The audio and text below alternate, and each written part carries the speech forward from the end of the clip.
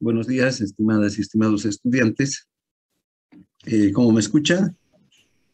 Buen día, doctor. Sí, Buen día, doctor. Sí, se lo escucha. Sí, doctor, buen día. Muy bien, entonces empezaremos la lección de hoy día. Hoy vamos a ver quizá uno de los temas más importantes de todo este capítulo del sistema nervioso. Vamos a hablar del sistema nervioso autónomo.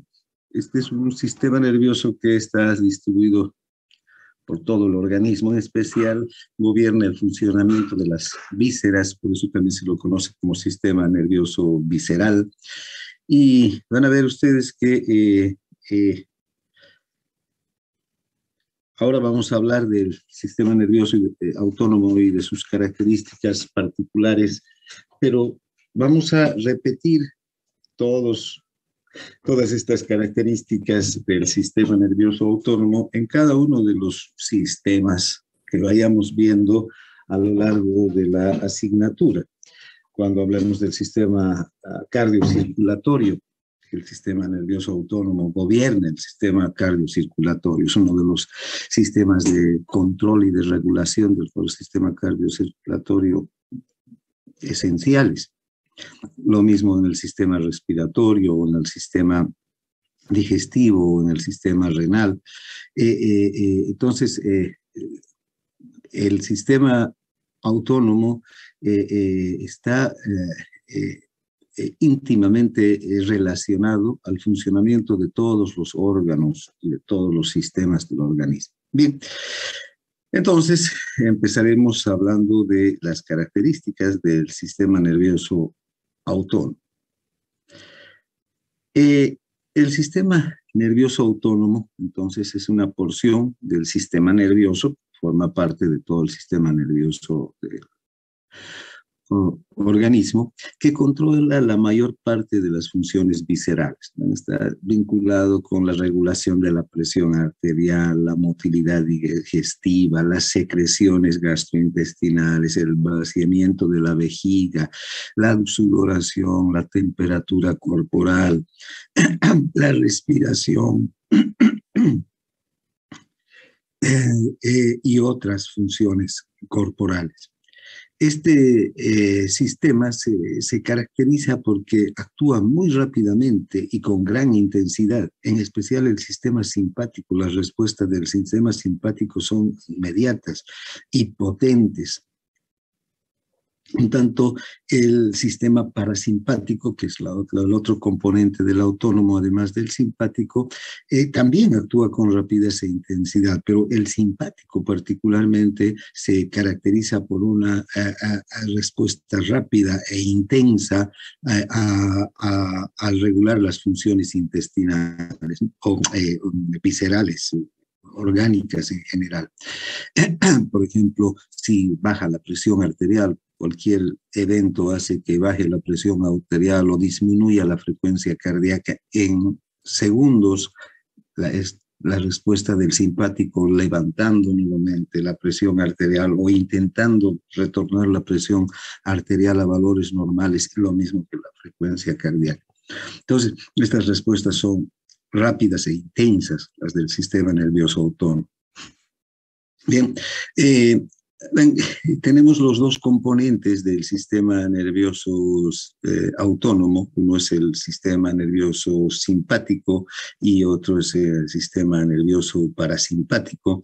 Generalmente el sistema nervioso simpático predomina en toda la respuesta del organismo ante situaciones de alarma. En realidad, el sistema simpático es el que pone al organismo en estrés, ¿no? El estrés es la respuesta del organismo ante una alarma. Tal como vemos acá, vean, si una persona está sentada o echada y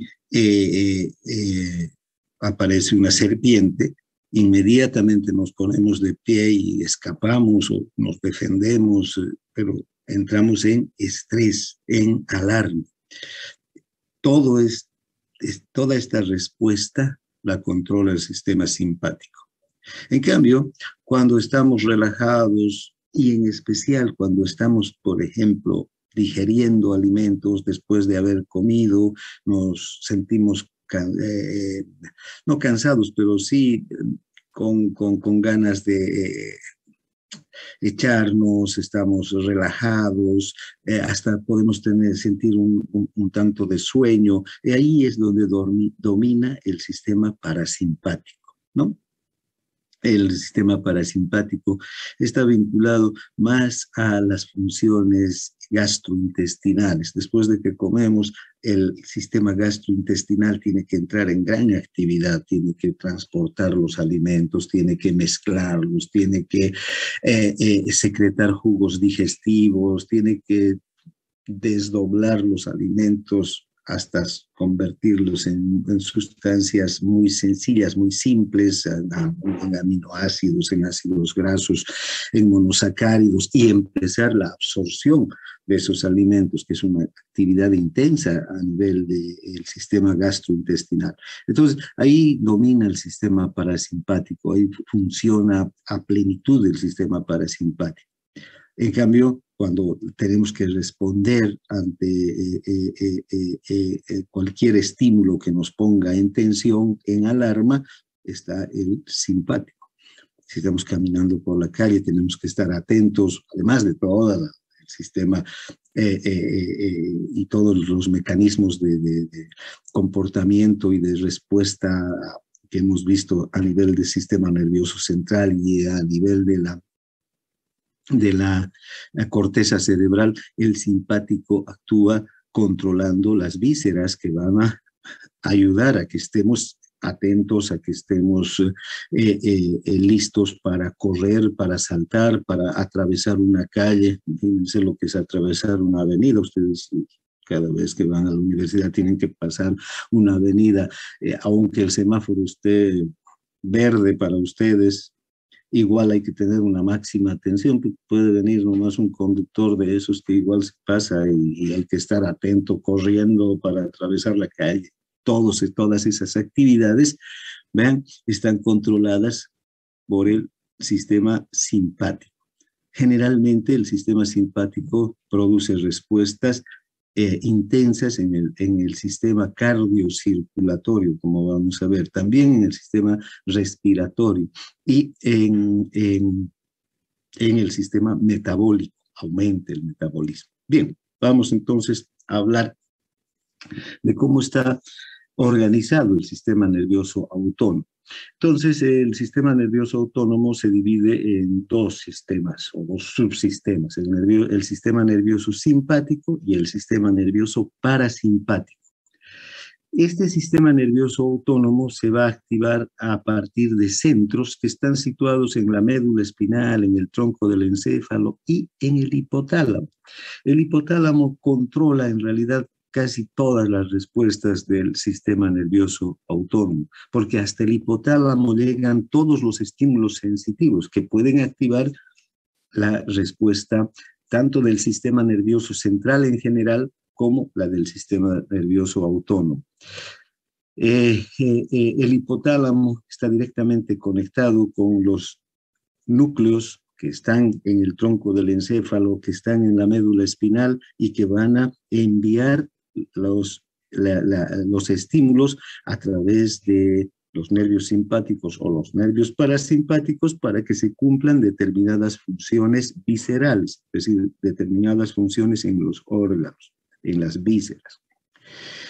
Pero también el simpático suele operar por medio de reflejos viscerales. Estos reflejos son señales sensitivas subconscientes que se originan en un órgano y pueden volver al mismo órgano, como un estímulo sensitivo que se origina en un órgano y puede volver al mismo órgano, o puede originarse en un órgano y volver a otro órgano, ¿no?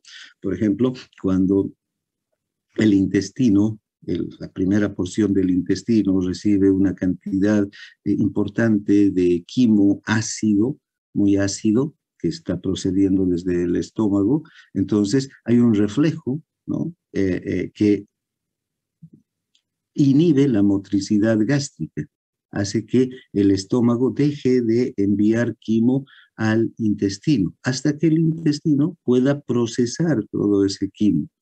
¿Cuál es el estímulo? Entonces aquí el pH, la acidez del contenido gástrico que está pasando hacia el duodeno. El duodeno es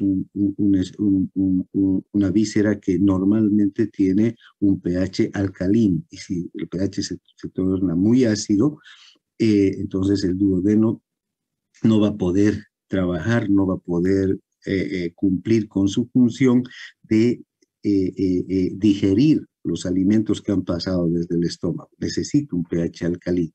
Entonces, ven cómo hay un reflejo visceral inmediatamente desde el duodeno, enviando un estímulo sensitivo que vuelve como una respuesta motora hacia el estómago, inhibiendo al estómago, evitando que siga pasando quimo hacia el intestino. Y así como este reflejo, vamos a ver muchísimos reflejos en las arterias, en el sistema digestivo, hay muchos reflejos autónomos.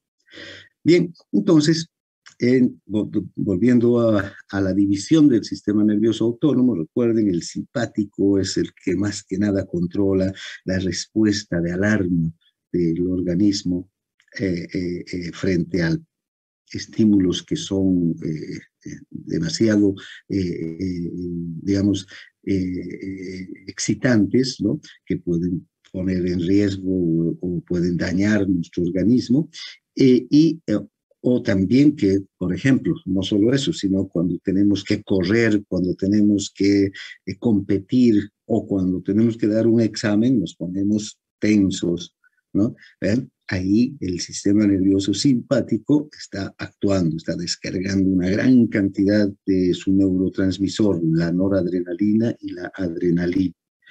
Y por otro lado está el sistema nervioso parasimpático, que más que nada actúa en el funcionamiento del sistema gastrointestinal. También actúa en el funcionamiento del sistema cardíaco, produce bradicardia. ¿Ven? El sistema nervioso parasimpático, bradicardia, disminuye la frecuencia cardíaca. En cambio, el simpático acelera el funcionamiento del corazón. Entonces, son funciones diferentes que tienen estos dos sistemas en los diferentes órganos, aunque esta regla no siempre se cumple. En algunos órganos, los dos sistemas actúan de manera colaboradora, ¿no? Y en otros de manera antagónica, y en otros un sistema actúa y el otro no actúa, ¿no? Por ejemplo, en los vasos, ahí solamente actúa el sistema simpático, no hay acción del sistema parasimpático en los vasos, no hay inervación parasimpática en los vasos. Bien, entonces, el sistema simpático y parasimpático está controlado desde el hipotálamo, y desde el hipotálamo parten una cantidad de neuronas, y en el propio hipotálamo hay, como hemos visto en una clase anterior, hay núcleos importantes que tienen que ver con el control de la temperatura, con el control del balance del agua, con el control de las motivaciones, de la alimentación. Hay también, desde aquí parten neuronas para activar los núcleos que están en el tronco del encéfalo, tanto en la protuberancia, en el mesencéfalo, en la protuberancia y en el bulbo raquídeo, núcleos importantísimos que tienen que ver con la presión arterial, con la frecuencia respiratoria, con la frecuencia cardíaca.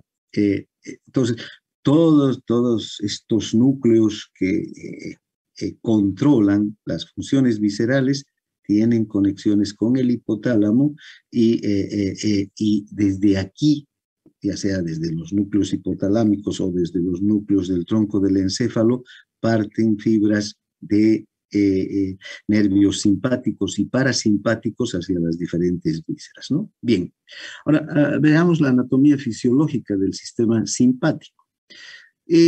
El sistema simpático está organizado en dos cadenas de ganglios simpáticos paravertebrales. Si observamos aquí médula espinal, ¿no es verdad?, que está dentro de la columna vertebral, pero esta es la médula. Desde la médula parten, desde el asta anterior de la médula parten las ramas de los nervios motores, como hemos visto, que van hacia los músculos y que producen la contracción y la relajación de la musculatura esquelética.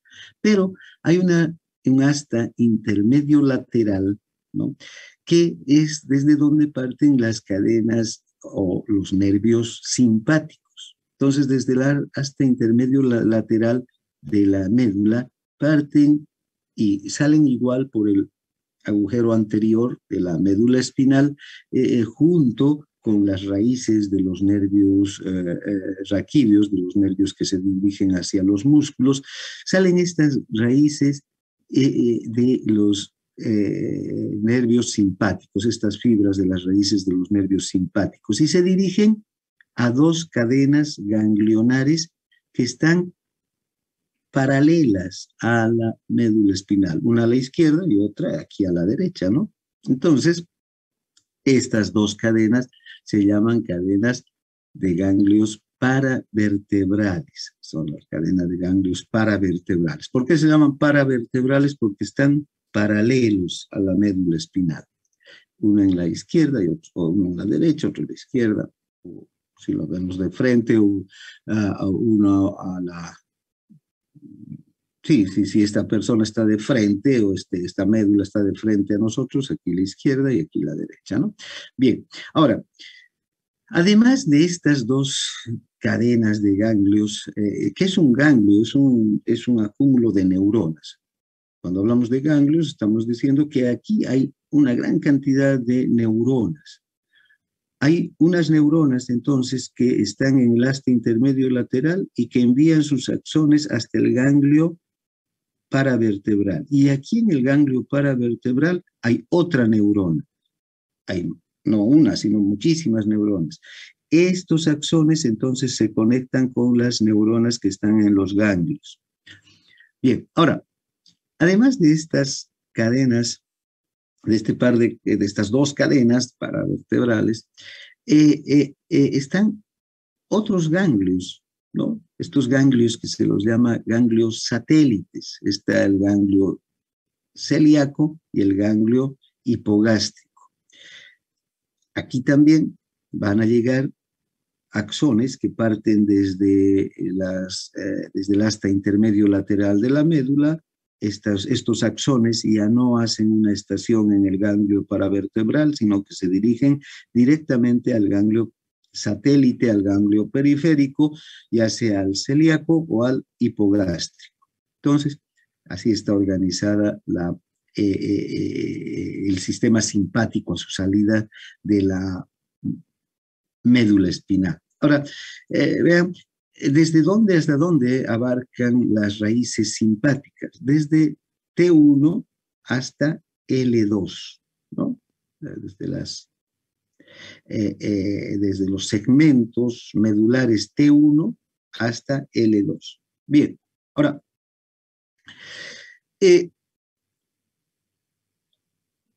el sistema simpático, entonces, está constituido por estas dos cadenas de ganglios paravertebrales y estos dos ganglios periféricos.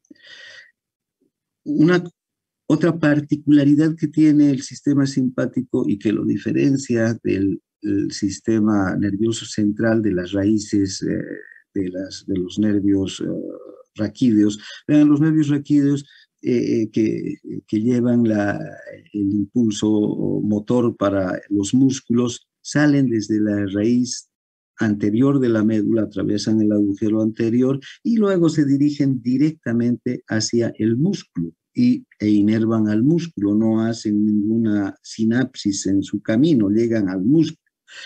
Estas raíces simpáticas no hacen lo mismo.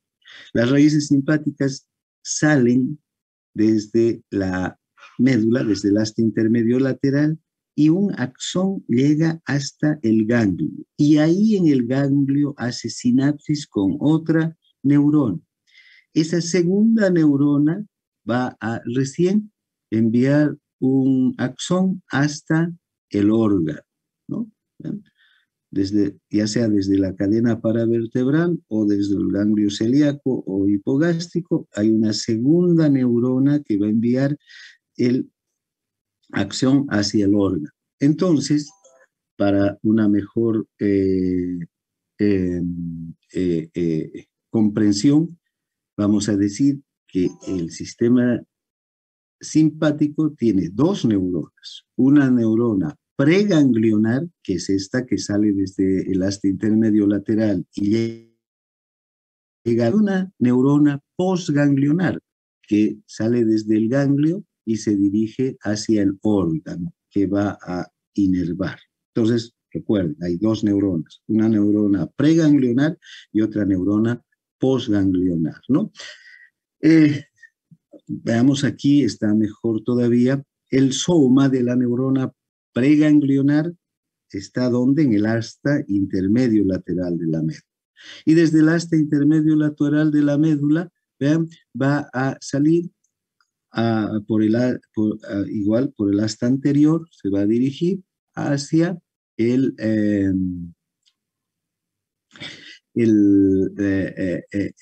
ganglio. ¿Fíjense? Llega hasta el ganglio, en el ganglio hace una sinapsis con una segunda neurona, esta segunda neurona, la neurona postganglionar tiene su soma, su cuerpo en el ganglio. Aquí esta sinapsis, se produce la sinapsis y ya desde el ganglio la segunda neurona o neurona postganglionar envía sus fibras, sus axones hasta el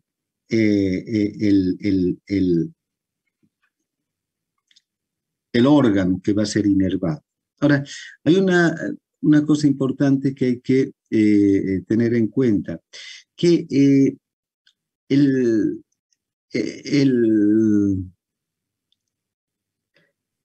la salida del axón de la neurona preganglionar desde la médula está, digamos, acompañada, van juntas con la raíz del nervio raquídeo, sale junto con los nervios raquídeos, un mismo paquete nervioso, digamos, ¿no? Pero, vean, en el recorrido se va a dividir. El nervio espinal va a continuar hacia el músculo y, en cambio, el nervio simpático se va a dirigir hacia el ganglio. Ahora, esta parte, este recorrido en el que tanto el nervio espinal como el nervio simpático van juntos, se llama ramo comunicante blanco. Y luego va a haber el ramo comunicante gris y por lo que las raíces del simpático se van a dirigir hacia los órganos, ¿no? O hacia el órgano o hacia primero, es el ramo comunicante blanco por el que las raíces del simpático se dirigen hacia el ganglio o hacia los órganos que va a irrigar. Ahora, vean, luego hay unas raíces, unas neuronas preganglionares que parten del ganglio y abandonan el ganglio y vuelven hacia el ramo en el que, hacia el paquete, para volverse a unir al paquete nervioso, para volverse a unir con el nervio espinal. Estas raíces que abandonan por el ramo comunicante gris ya no están yendo a un órgano en particular, sino están volviendo hacia el paquete nervioso para unirse al nervio espinal, al nervio raquídeo. Y van a caminar, van a discurrir junto con el nervio raquídeo hasta el lugar donde van a producir la inervación de tres estructuras importantes. Vean, unas van a ser las que van a inervar los músculos piloerectores, otras las glándulas sudoríparas, ¿no? Y otros los vasos de la piel. Entonces, estas ramas del parasimpático que abandonan el ganglio paravertebral por el ramo comunicante gris, recuerden, vuelven hacia el paquete nervioso, se unen nuevamente al nervio espinal y se dirigen hacia la zona donde el nervio espinal y estas ramas del simpático van a inervar los músculos piloerectores, van a inervar los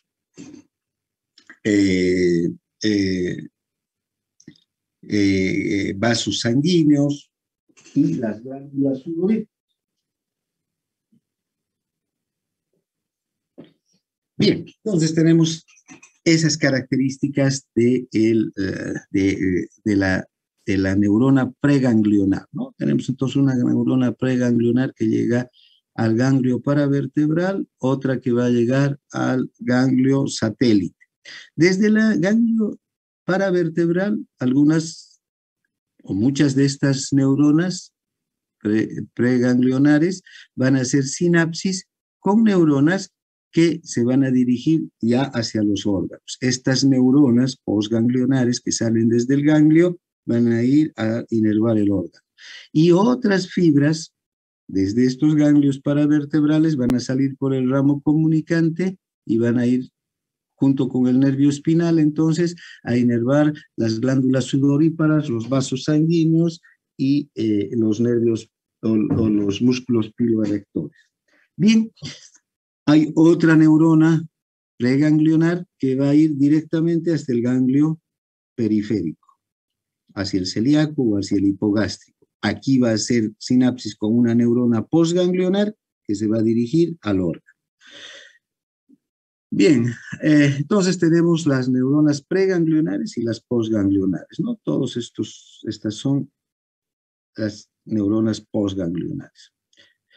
Recuerden, tenemos la neurona preganglionar que sale del sistema nervioso central, del asta intermedio lateral de la médula, junto con el nervio raquídeo, se dirige en su recorrido, se separa del nervio raquídeo y se dirige al ganglio autonómico.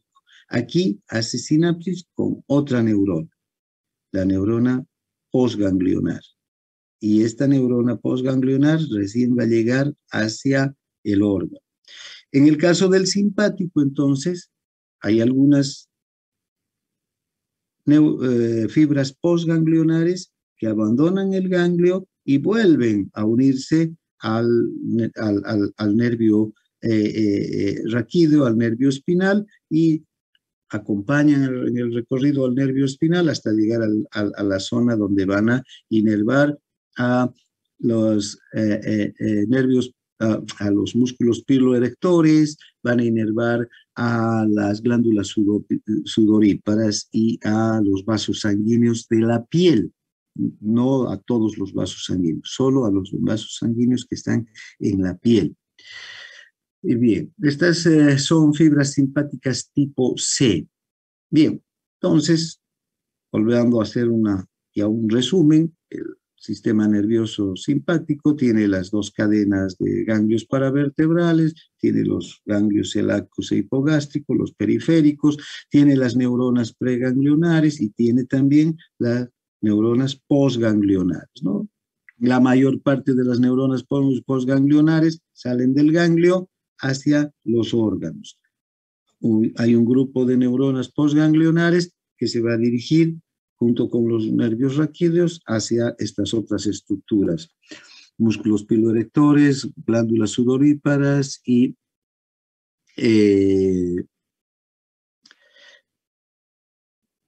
vasos sanguíneos. Bien. Ahora, ¿cómo se distribuye desde el punto de vista segmentario el sistema nervioso simpático? Vean, todas las fibras nerviosas que se originan en las astas intermedio lateral del segmento T1, ¿vean? Abandonan el segmento T1 y también la C8 puede incluir, no en todos los individuos empiezan el T1, puede incluir el C8 o T2 también, pero T1 es el lugar por donde emergen. Todas las que emergen procedentes de T1, fíjense, se van a dirigir hacia el ganglio y luego ahí las neuronas postganglionares de esos ganglios van a ascender y van a inervar generalmente la cabeza. T2 va a salir y va a inervar el cuello. T3, T4, T5, T6, el tórax, ¿no? T7, T8, T9, T10, T11, el abdomen. Y T12, L1 y L2, las piernas y parte de la pelvis, ¿no? Entonces, esta es una distribución segmentaria que no es, digamos, precisa porque pueden variar, pero en general esas serían las agrupaciones de neuronas que se dirigen a los diferentes órganos o a las diferentes zonas, no órganos, sino zonas del organismo, ¿no? Bien, ahora, hay unas terminaciones nerviosas simpáticas que aquí vamos a ver, vean, también salen del asta intermedio lateral y no van a hacer sinapsis ni en la cadera paravertebral, ni en el ganglio celíaco, ni en el ganglio hipogástrico, sino se van a dirigir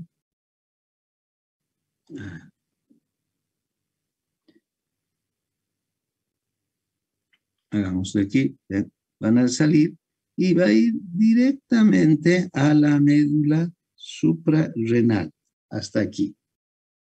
Esta es no desde aquí, sino desde aquí, desde el asta intermedio lateral. Es una sola neurona, la neurona preganglionar. Va a llegar hasta la médula suprarrenal.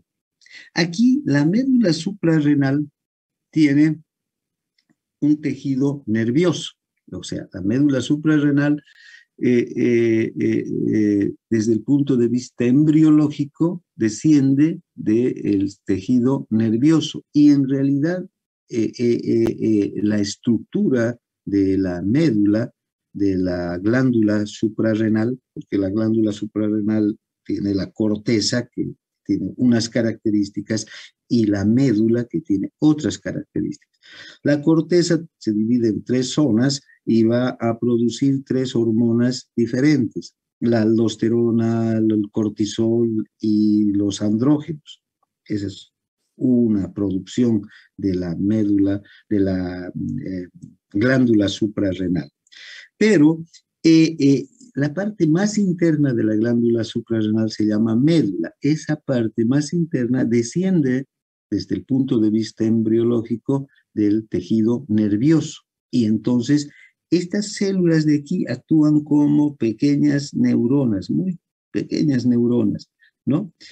Que van a constituirse en las neuronas postganglionares de esta neurona preganglionar que está llegando hasta la médula suprarrenal, hasta la glándula suprarrenal, pero exactamente hasta la médula de la glándula suprarrenal. La glándula suprarrenal está sobre el riñón, como un gorro, por eso se llama suprarrenal. Esta glándula es muy, muy importante. Ya les digo, produce primero, la corteza produce 3 hormonas esenciales para la vida. Y la médula produce otras 2, la adrenalina y la noradrenalina. ¿Sí? Entonces, vean, cuando estas fibras nerviosas preganglionares abandonan la médula espinal, el hasta intermedio lateral de la médula espinal, recorren sin hacer ninguna sinapsis hasta llegar a la médula suprarrenal.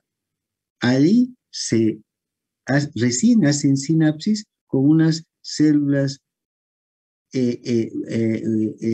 muy pequeñitas, que son células descendientes desde el punto de vista embriológico del sistema nervioso y actúan como neuronas postganglionares. Y esas neuronas producen adrenalina y noradrenalina. Esta adrenalina y noradrenalina se secreta hacia el torrente sanguíneo, se segrega hacia el torrente sanguíneo, sale a la sangre e inunda todo el cuerpo. Por eso cuando estamos en estrés nos asustamos, o cualquier situación, o vamos a competir, o vamos a dar un examen, o voy a correr, o voy a subir gradas, me pongo en estrés, me preparo para la acción, ¿vean? Y ¿qué inunda mi cuerpo? Un torrente de adrenalina y de noradrenalina. ¿Ya? Gracias a estas neuronas que están en la médula suprarrenal. Entonces recuerden, la médula suprarrenal produce adrenalina y noradrenalina. Después, cuando veamos endocrino, vamos a volver a hablar de la médula suprarrenal, pero más que nada vamos a hablar ya de la corteza de la glándula suprarrenal. Esta corteza que produce aldosterona, cortisol y andrógenos. Bien, entonces hasta ahí el sistema simpático. Ahora hablemos del sistema parasimpático, la anatomía fisiológica.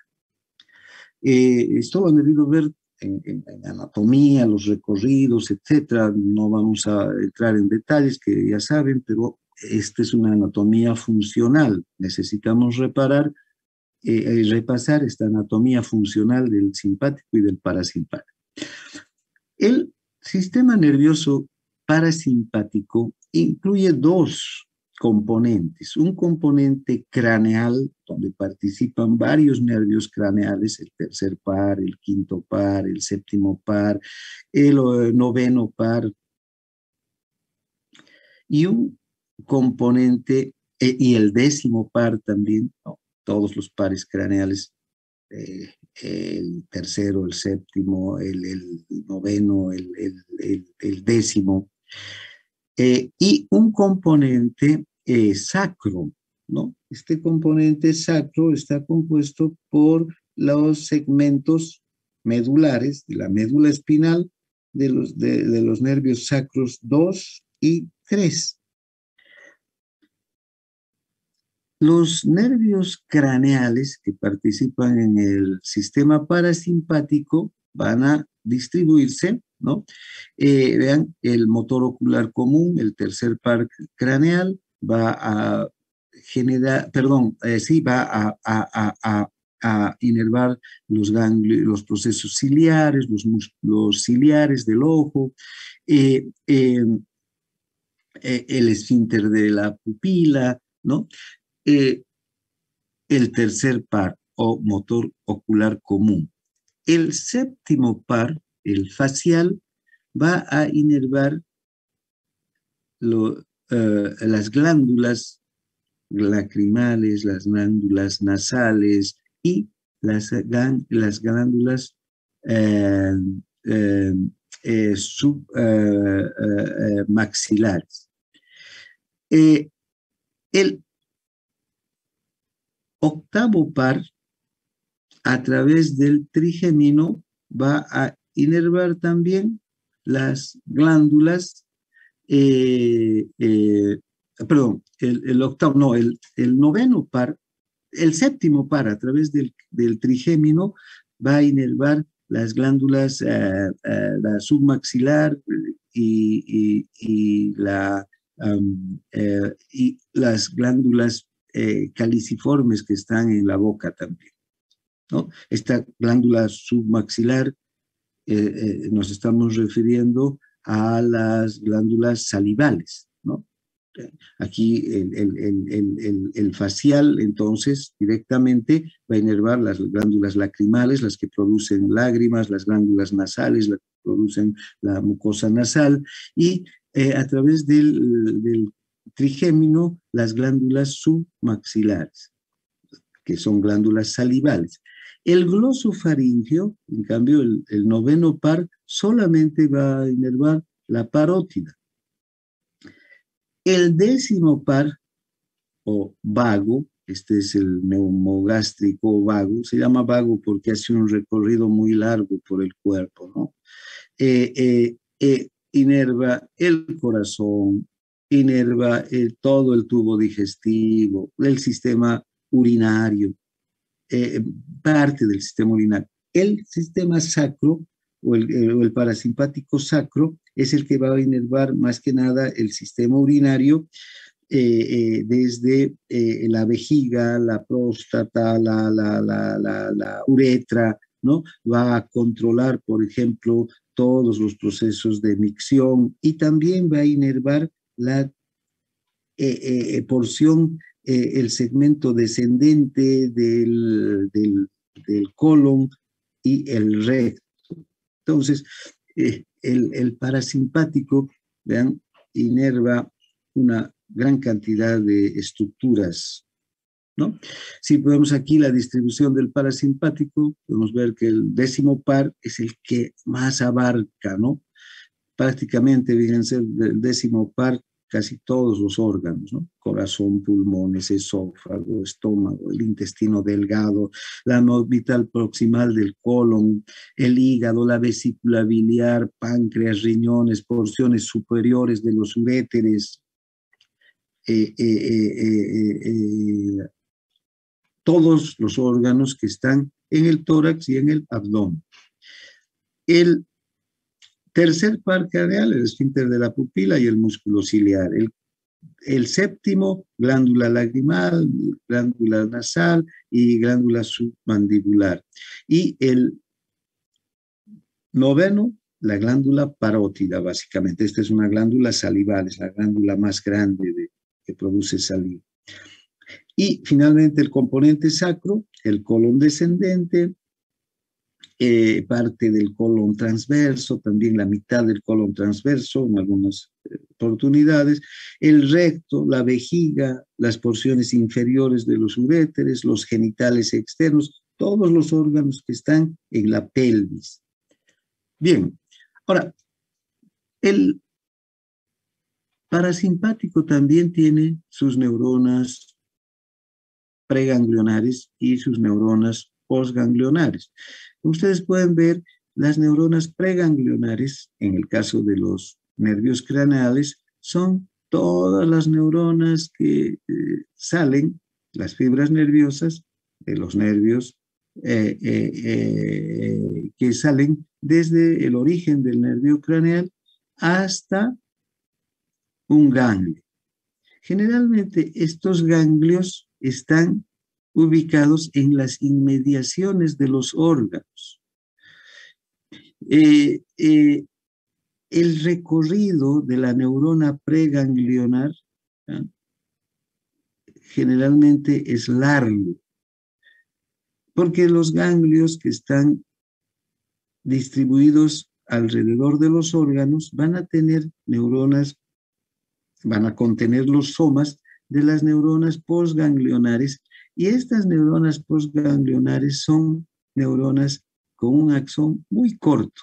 En realidad, las neuronas postganglionares están prácticamente en las inmediaciones de los órganos.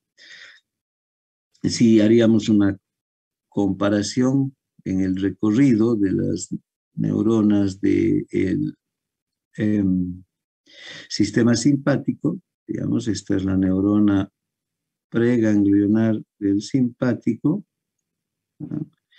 Tiene un recorrido más o menos largo, y la neurona postganglionar más largo todavía, ¿no? Porque desde los ganglios paravertebrales, por ejemplo, va a recorrer hasta los órganos. En cambio, la del simpático o del parasimpático, si esta es la neurona preganglionar, esta es una neurona con un axón largo, ¿no? En cambio, las fibras preganglionares o las neuronas preganglionales van a tener axones cortitos, ¿no? Que van a estar ya en las inmediaciones del órgano al que van a inervar. Esa es una característica de estas neuronas postganglionares del parasimpático.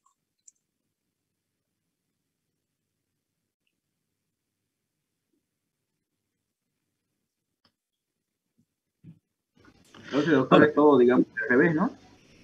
Doctor. ¿cómo? ¿Sí? Es como al revés, ¿no?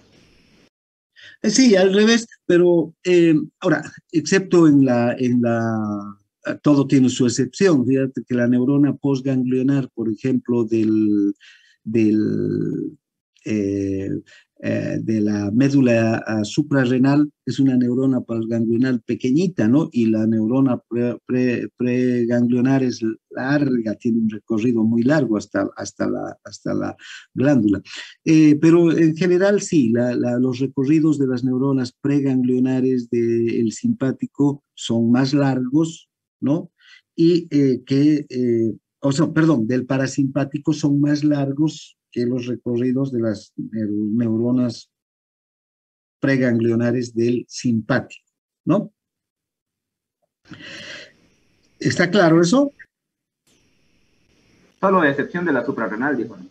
Doctor. Claro, solo las suprarrenales, porque vean, la neurona preganglionar del simpático, acá en la suprarrenal, volveremos, como hemos visto, va a salir del intermedio lateral, del asta intermedio lateral, y no va a parar hasta llegar a la médula. Y ahí va a ser sinapsis con esas células que actúan como neuronas, porque en realidad descienden del sistema simpático, ¿no? del tejido nervioso, ¿no? Sino descienden del sistema nervioso embriológicamente. Entonces, aquí hacen su sinapsis. Entonces, esta es una neurona preganglionar con una fibra o con un axón bien largo, ¿no? Después el resto tienen fibras preganglionares relativamente largas y las postganglionares, vean, sí, son bastante largas en su recorrido. Bien, ahora, entonces ya hemos visto las características del sistema simpático y parasimpático desde el punto de vista de su organización, ¿no? En neuronas pre y postganglionares y la ubicación de los ganglios.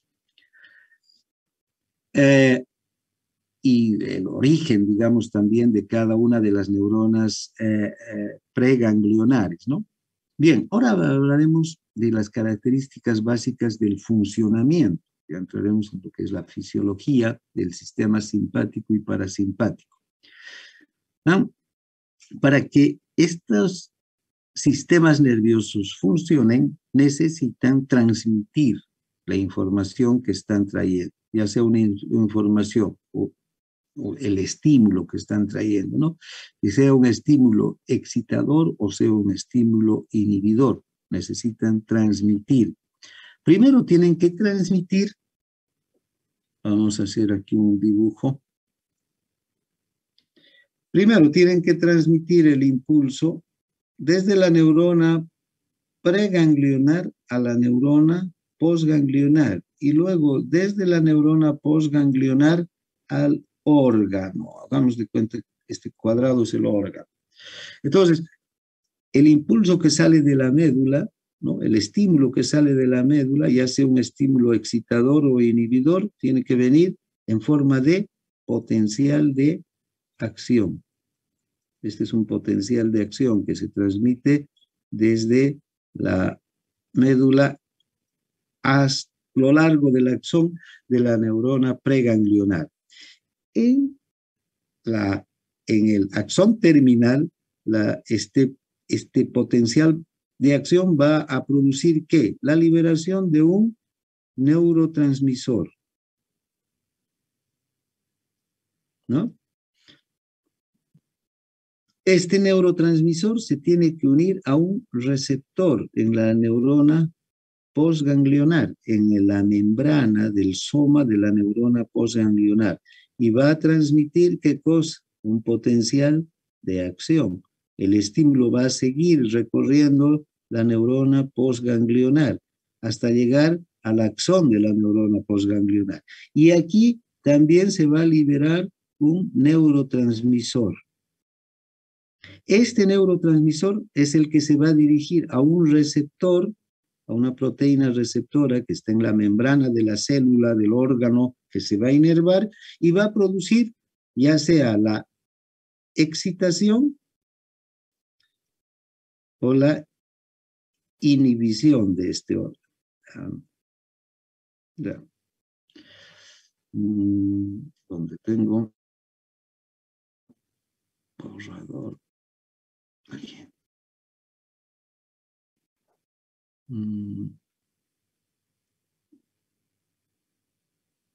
Bueno, o la inhibición, ¿no? Y ya. Excitación o inhibición del órgano. Entonces, los dos sistemas, tanto el parasimpático como el simpático, funcionan en base a esta transmisión de estímulos, ¿no? A través de un neurotransmisor. Ahora, tenemos fibras que van a secretar un neurotransmisor que es la acetilcolina, ¿ya? Y tenemos fibras que van a secretar un neurotransmisor que es la noradrenalina. A las fibras que secretan acetilcolina les vamos a dar el nombre de fibras colinérgicas, de acetilcolina, colinérgicas. Y a las fibras que secretan noradrenalina le vamos a poner el nombre de adrenérgicas, ¿no? Por noradrenalina. Bien, hasta aquí está claro. Entonces, hay fibras adrenérgicas y hay fibras colinérgicas, ¿no? Ahora, en los dos sistemas vamos a encontrar fibras colinérgicas y fibras adrenérgicas. Vean, por ejemplo, las fibras colinérgicas, ¿dónde están?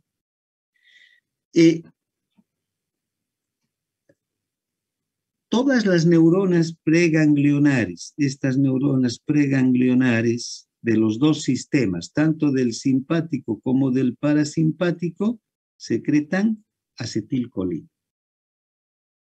Entonces, la neurona preganglionar es una neurona colinérgica. Luego, todas las neuronas postganglionares del sistema parasimpático, si este es el sistema parasimpático, del sistema parasimpático, van a secretar acetilcolina hacia los órganos. Entonces, el parasimpático va a inervar finalmente el órgano con acetilcolina. Entonces, también es una neurona colinérgica, la postganglionar del sistema parasimpático. Por eso es que al parasimpático, o más bien a la acetilcolina, se la conoce como el neurotransmisor parasimpático. Es el neurotransmisor que caracteriza al parasimpático, porque en realidad estas neuronas postganglionares son las que secretan acetilcolina y esa acetilcolina es la que excita o inhibe el órgano que está inervando. Por otro lado, vamos a tener, en el caso del sistema simpático, ¿verdad? Esta es la neurona preganglionar que secreta acetilcolina. Esta es una neurona colinérgica, ya estamos viendo, todas las neuronas preganglionares, simpático y parasimpático, son colinérgicas. Y aquí vamos a dibujar una diferente, una roja. esta es una neurona preganglionar del simpático o posganglionar del simpático que secreta noradrenalina. Entonces, esta noradrenalina es la encargada de actuar sobre el receptor del órgano y producir ya sea excitación o inhibición. Por eso también a la noradrenalina se la conoce como el neurotransmisor simpático por excelencia, porque la neurona postganglionar, esta, la que produce la excitación o inhibición del órgano, secreta noradrenalina. ¿Está claro? No se olviden. Hay tanto en el simpático como en el parasimpático. Estas fibras colinérgicas son las fibras preganglionares de los dos sistemas. Además, hay fibras colinérgicas en el sistema o en el parasimpático, en las fibras postganglionares. Estas postganglionares secretan acetilcolina directamente sobre el órgano. Y hay fibras colinérgicas en las neuronas preganglionares del simpático y en las neuronas postganglionares, las fibras postganglionares son adrenérgicas o noradrenérgicas, porque secretan noradrenalina. Ahora, hay una excepción aquí, y la excepción son estas fibras nerviosas del simpático, que se dirigen hacia los vasos sanguíneos, los músculos piloerectores y las glándulas sudoríparas. ¿Recuerdan? Hace un momento hablábamos precisamente de que estas salen por el ramo comunicante gris, desde el ganglio, vuelven a unirse al nervio raquídeo, al nervio espinal y acompañan en su trayecto hasta llegar a inervar los vasos sanguíneos de la piel, los músculos piloerectores de la misma zona de la piel y las glándulas sudoríparas de la misma zona de la piel hacia donde está yendo ese nervio. Entonces, aquí vamos a tener una neurona postganglionar que va a secretar acetilcolina, es esta excepción. Ahora, desde el punto de vista, pero de la inervación visceral, de las vísceras del corazón, del esófago, de la tráquea, de los bronquios, del estómago, de los vasos sanguíneos, de las arterias, de las venas del organismo, la fibra postganglionar es una fibra adrenérgica, es decir, secreta acetilcolina. ¿Está claro esto?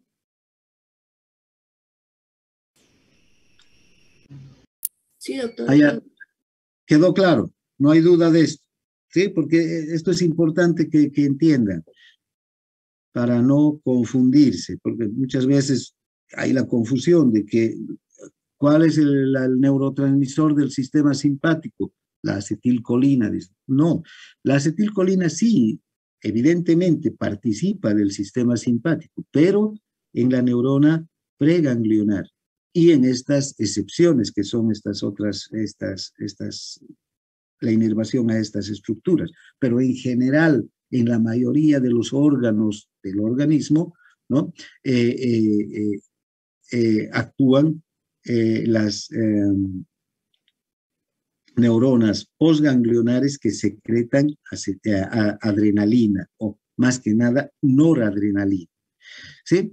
Ahora, bien, entonces,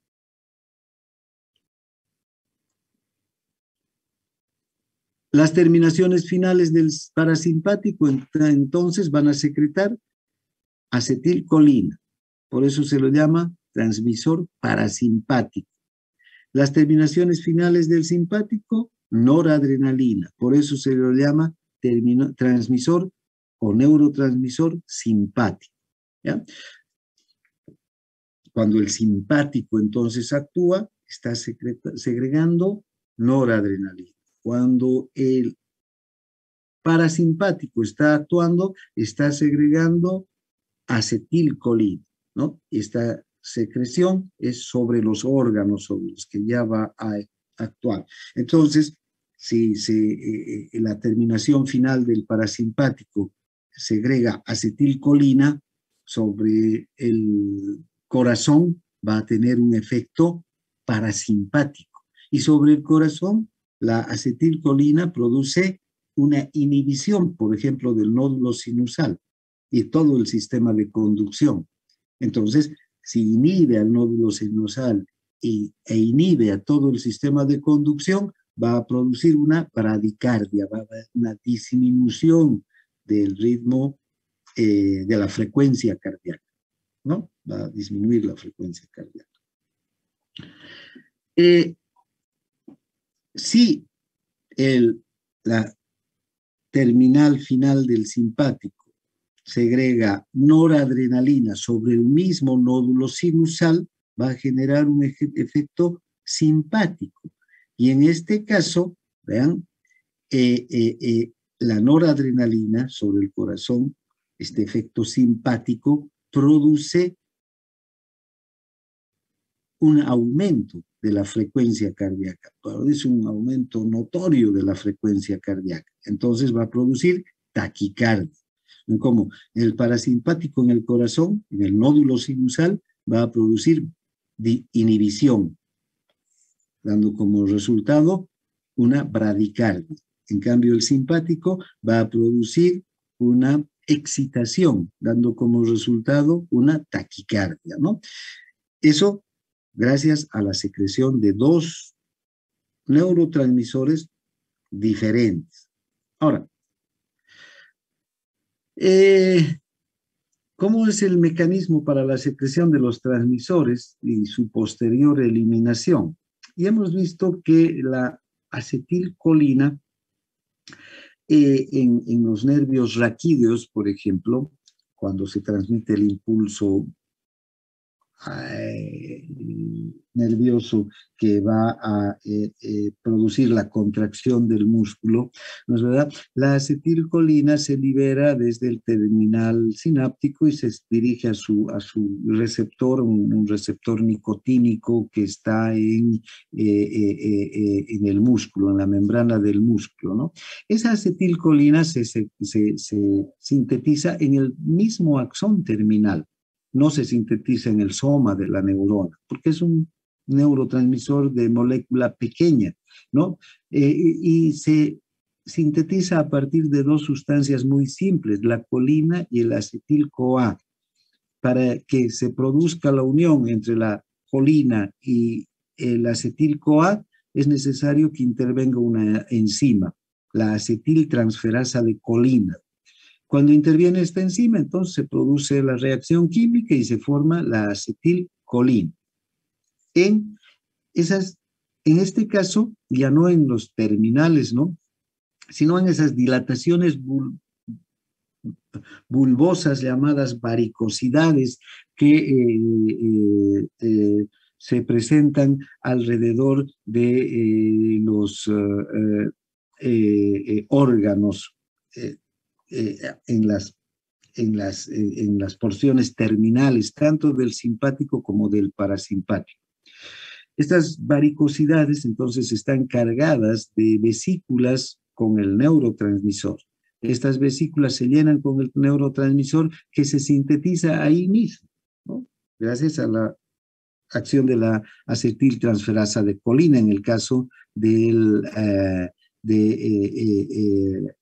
la acetilcolina. Ahora, estas varicosidades tienen una gran cantidad de mitocondrias, ¿no? Que van a participar en estas reacciones bioquímicas, porque, por ejemplo, para que la acetiltransferasa de colina actúe sobre la colina y el acetil-CoA, tiene que producir una reacción bioquímica, y esa reacción bioquímica necesita energía. ¿Quién da la energía? Es el ATP que producen estas mitocondrias. Ahora, la noradrenalina también se sintetiza directamente en el terminal o aquí en este caso en la varicosidad, que es la parte terminal del sistema simpático, ¿no? La neurona postganglionar del sistema simpático. La noradrenalina también se va a sintetizar desde desde una sustancia muy simple, ¿no? Desde la tirosina, que es un aminoácido.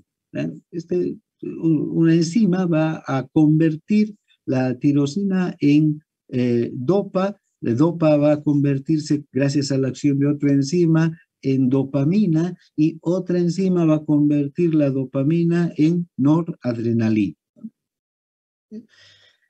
Es una cadena de reacciones bioquímicas que se producen directamente en estas varicosidades gracias a la intervención de 3 enzimas o 2 enzimas y con el uso de ATP, ¿no? Una vez que la noradrenalina se forma, igual que la acetilcolina, se almacena en vesículas, y cuando llega un potencial de acción, despolariza toda la neurona postganglionar, ingresa el calcio, ese potencial de acción abre canales de calcio, el calcio ingresa a las varicosidades y el calcio ayuda a la secreción de los neurotransmisores, ya sea de la acetilcolina o de la noradrenalina.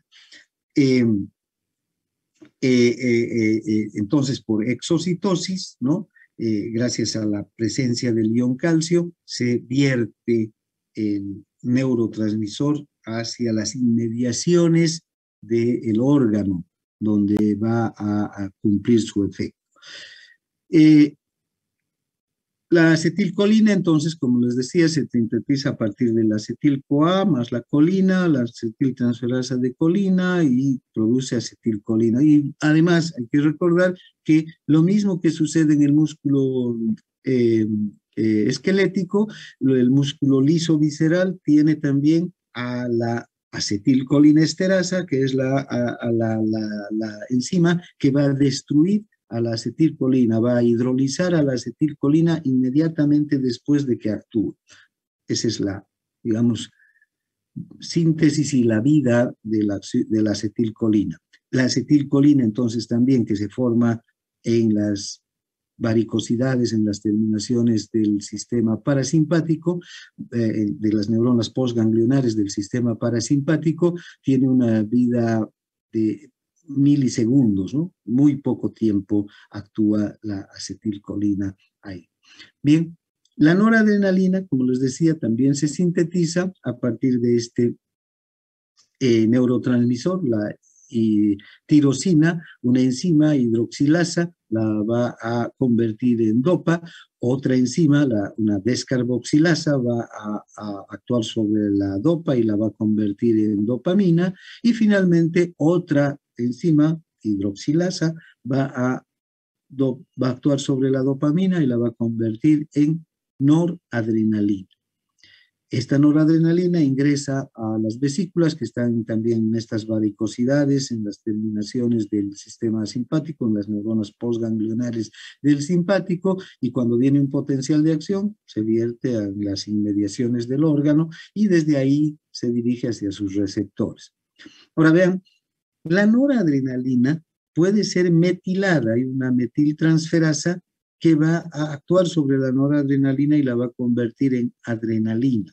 Esto ocurre en las células de la médula suprarrenal. Entonces, en la médula suprarrenal, desde la tirosina se forma primero dopamina, luego dopa, noradrenalina y finalmente adrenalina. Pero la médula suprarrenal no solamente tiene adrenalina, sino también noradrenalina. Cerca del 80% de la secreción de la médula suprarrenal es adrenalina y 20% noradrenalina.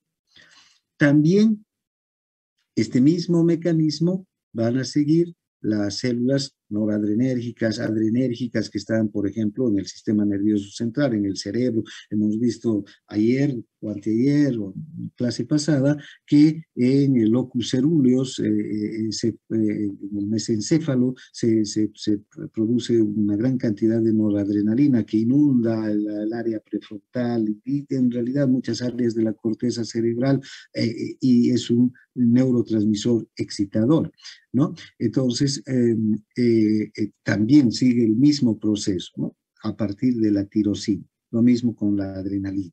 Bien, ahora, también la noradrenalina, cuando se secreta desde las terminaciones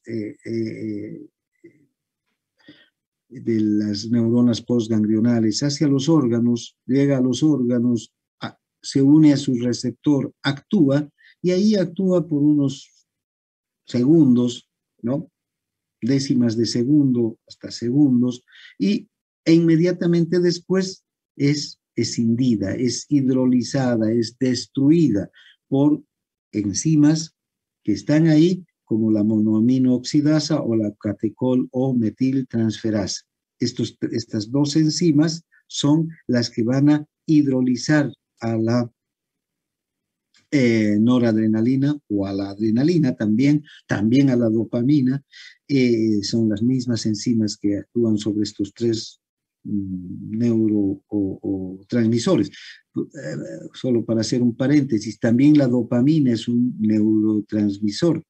Este neurotransmisor es importantísimo en el cerebro. Hemos visto, por ejemplo, que el área ventral tegmental, el núcleo accumbens, la sustancia nigra, producen dopamina para una gran cantidad de funciones nerviosas, ¿no?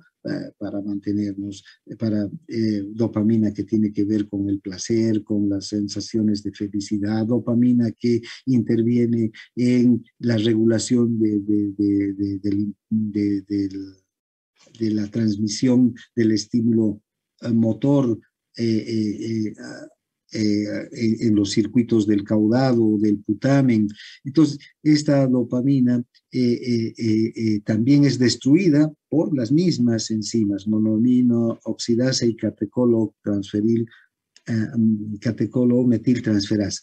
Ahora, estas tres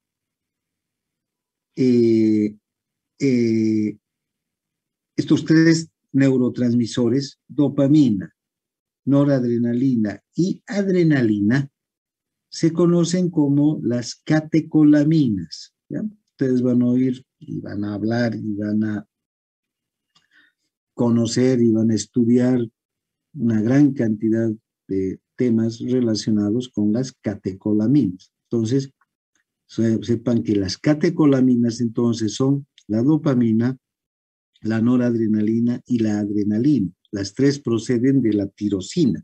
Tienen un núcleo catecol, por eso se llama, y una amina, ¿no? Están, desde el punto de vista químico, están formados por un anillo catecol y una amina biológica.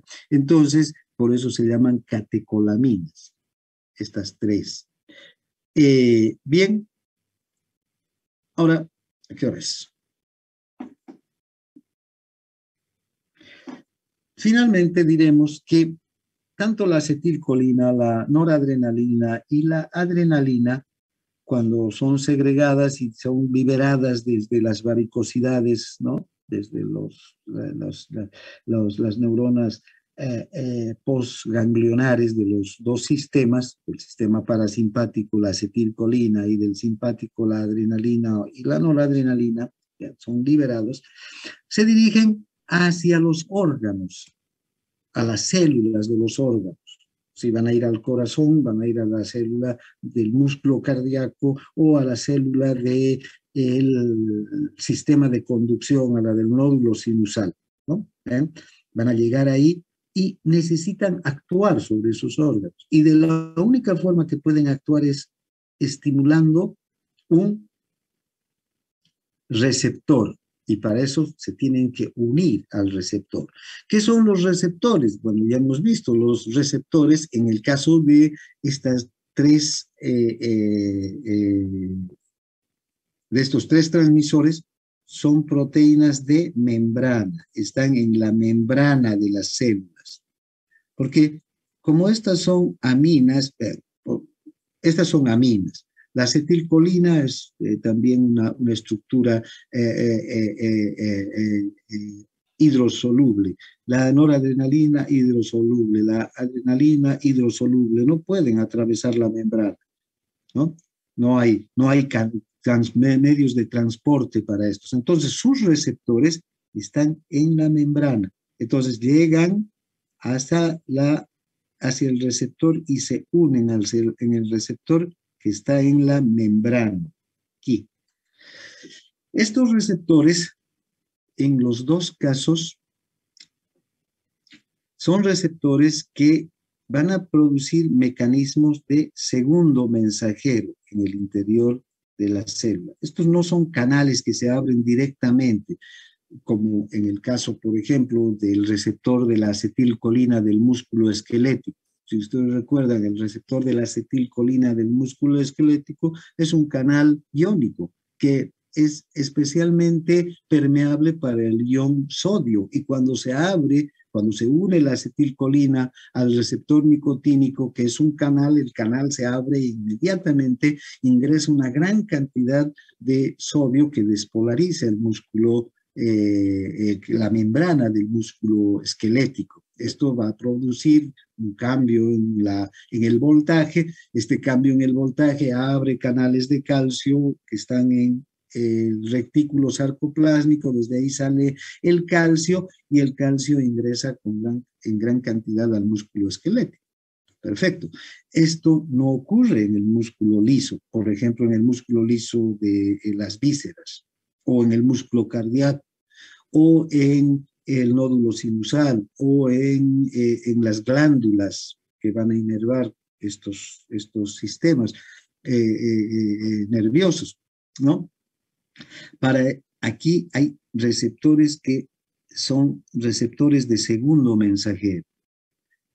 En el músculo liso, si ustedes recordarán, la contracción es lenta, el ciclado es lento, empieza lentamente y se mantiene por un largo periodo de tiempo.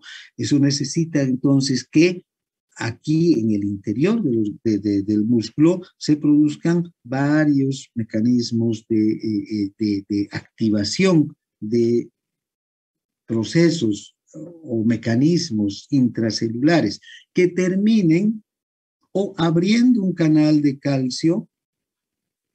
Pueden abrir un canal de calcio, los canales lentos de calcio, el calcio ingresa lentamente y empieza a contraer el músculo liso. El calcio para la contracción del músculo liso tiene un origen en el líquido extracelular. El músculo liso no tiene un retículo sarcoplásmico desarrollado como el músculo esquelético. Para contraerse necesita el calcio del líquido extracelular. Entonces este calcio ingresa lentamente y la contracción también empieza lentamente y se puede mantener por muchos minutos, ¿no? Lo que ocurre, por ejemplo, con el estómago, el esófago, o el intestino delgado, o el uréter, o la vejiga, ¿no? Vean, entonces son mecanismos de segundo mensajero que activan ya la excitación o la inhibición. O pueden abrir también un canal de potasio, por ejemplo, para que salga el potasio y el músculo se inhiba, ¿no? Y se mantenga inhibido. Entonces, estos receptores son claves para la acción de la acetilcolina, la noradrenalina y la adrenalina. Estos receptores, que son receptores de membrana, son los que van a activar una gran cantidad de procesos intracelulares que van a dar como resultado final la activación, la excitación o la inhibición del órgano que están inervando. Bien, hasta aquí vamos a avanzar hoy día, porque hablar de los receptores del sistema simpático y parasimpático es por lo menos hablar otra media hora, porque si no conocen de los receptores del sistema nervioso simpático y parasimpático, nunca van a entender cómo funcionan estos dos sistemas.